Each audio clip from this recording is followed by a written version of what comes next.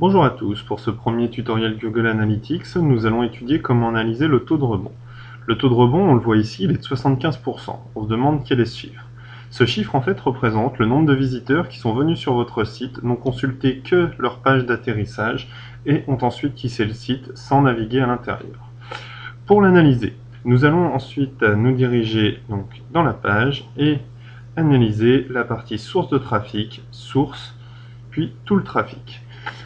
Dans cet écran que vous connaissez, vous retrouvez donc le graphique en haut des visites par défaut et vous avez le taux de rebond à droite par support d'arrivée.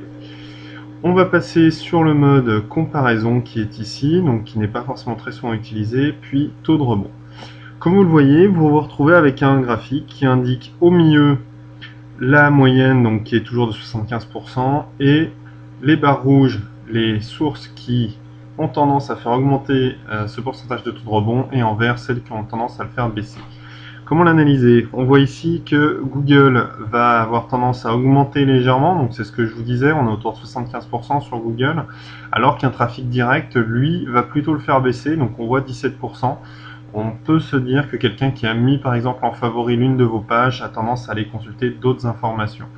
On le voit également sur la partie PrintFEU et Google.fr, donc qui sont deux sites référents.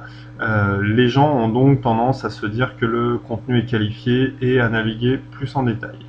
Voilà. Pour voir plus d'informations sur les pages de destination, je vous invite à vous rendre ensuite dans la page contenu, puis contenu du site et enfin page de destination. Alors, ici, nous allons faire exactement la même chose. Nous allons appliquer le filtre taux de rebond que nous avions. Et là, en fait, on voit que sur la page d'accueil, c'est d'ailleurs le but de la page d'accueil de redistribuer du trafic, les gens au final ont quand même tendance à beaucoup aller vers d'autres pages et ne pas se contenter de rester sur la page d'accueil. Alors que ici, sur la partie comparatif e-commerce GoSport, on a des gens qui consultent la page et qui ensuite ressortent. J'analyse cette partie-là avec le fait que les gens ont dû taper juste GoSport ou Decathlon et de vouloir atterrir sur le site. Voilà. On voit par exemple ici que sur mon article sur les scripts d'installation Magento, les gens sont restés parce qu'ils se sont dit tiens, peut-être qu'il y a d'autres informations utiles sur Magento. Voilà. Et bien écoutez, sur ce, je vous laisse l'analyse de votre propre site. Pour plus d'informations, vous pouvez consulter les différents articles du blog qui vous conseilleront notamment sur le maillage interne afin de faire baisser votre taux de rebond. Bonne journée à tous.